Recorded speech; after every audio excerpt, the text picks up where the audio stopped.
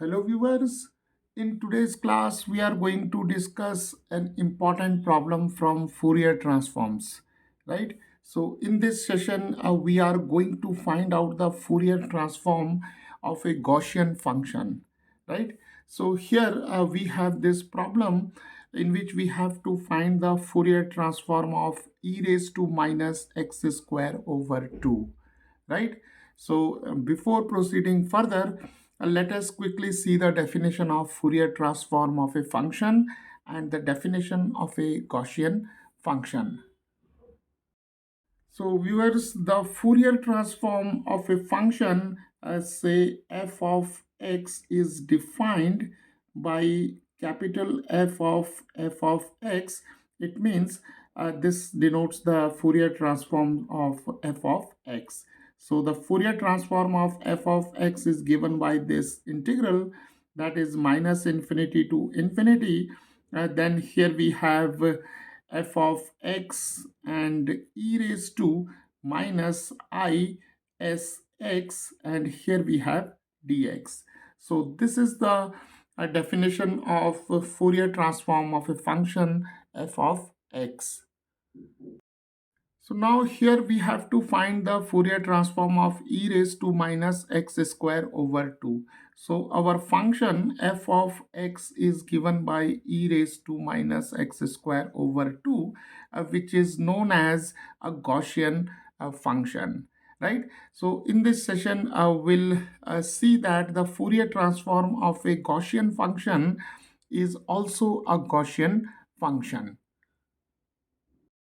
So now the Fourier transform of f of x, that is e raised to minus x square over 2, is given by minus infinity to infinity, and we have e raised to minus x square over 2, e raised to minus I s x dx, where we have the usual notations, where I is the iota, that is the complex number, and here we have s as a number that can be a complex number or a real number. So now we have to evaluate this integral. So now we can combine these two terms, that is e raised to minus x square over 2, e raised to minus I s x. We can now write minus infinity to infinity, and we have e raised to minus x square over 2 minus I s x, and here we have dx. So here the bases are same, so we can add the exponents. So now we can write minus infinity to infinity e raised to minus. Here we can take minus half common. So we have x square, and here we have plus 2 I s x and dx. Right? Now let us try to write this term in terms of a perfect square.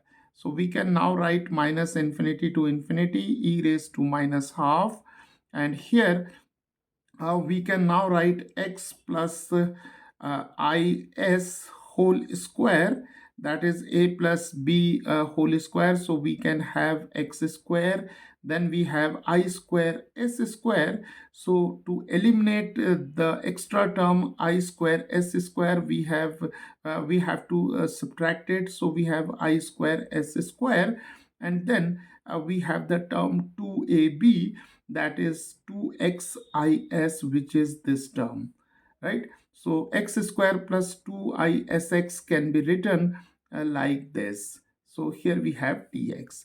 Now we know that I square is equal to negative 1. So here minus I square is positive 1. So we can now write this integral as minus infinity to infinity e raised to minus half, and we have x plus is whole square, and here we have plus s square, right? Okay, now let us split this term into two terms at this point.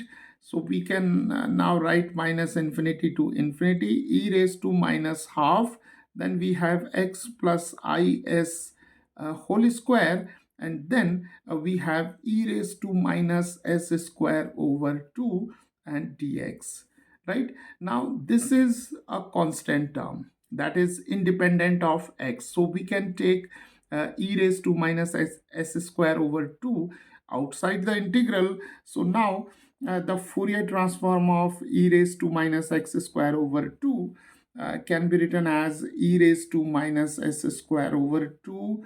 Then we have minus infinity to infinity, e raised to minus half, and here we have x plus is whole square, and here we have dx.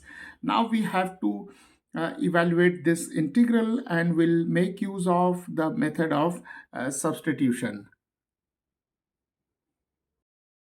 So now let us substitute here a new variable, introducing a new variable t, and we can write t as x plus is over square root of 2, right? So that if we take the square of both sides, we have t square, and then we have x plus is whole square over 2, because the square of square root of 2 is 2, right? So that this term may be replaced by t square, right? So now the Fourier transform of e raised to minus x square over 2 is equal to e raised to minus s square over 2. And now we have introduced this variable t, so let us differentiate both sides with respect to x. So we have dt over dx is equal to, the derivative of x is 1 and is is a constant, so the derivative is 0. So we have simply 1 over square root of 2, and now we can write dx is equal to square root of 2 times dt, right? And here x varies from negative infinity to infinity. So when x tends to minus infinity, then from this relation t also tends to negative infinity, and when x tends to positive infinity, then t also tends to positive infinity, right? So now we have e raised to minus s square over 2, and here we have negative infinity to positive infinity, and we have e raised to minus, we have t square, e raised to minus t square, and for dx we can now write square root of 2 dt. So now square root of 2 can be taken outside the integral, so we have square root of 2 e raised to minus s square over 2, and minus infinity to infinity e raised to minus t square and dt, right? So now here we have a very well known integral from beta gamma functions.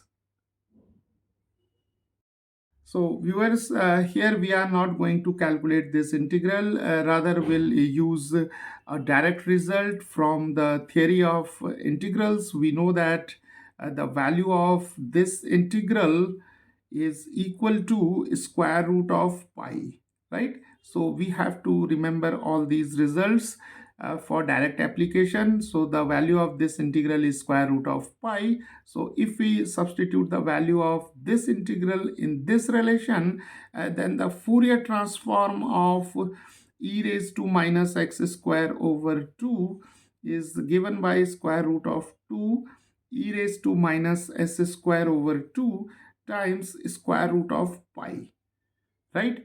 And if we combine these two terms, then the Fourier transform is given by square root of 2 pi times e raised to minus s square over 2, right? Now see, this is a Gaussian function, e raised to minus x square over 2, because we know that a Gaussian function is of this type, that is e raised to ax square.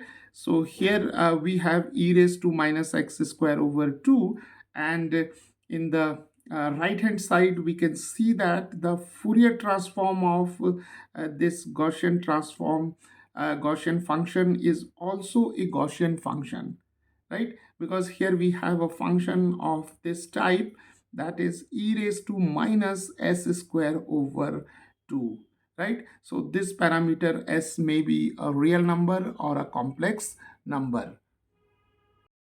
So from this discussion, we have seen that the Fourier transform of a function like e raised to minus x square over 2 is also of the form e raised to minus x square over 2, right? With additional factor of square root of 2 pi. Right. So finally, we conclude that the Fourier transform of a Gaussian function is always a Gaussian function.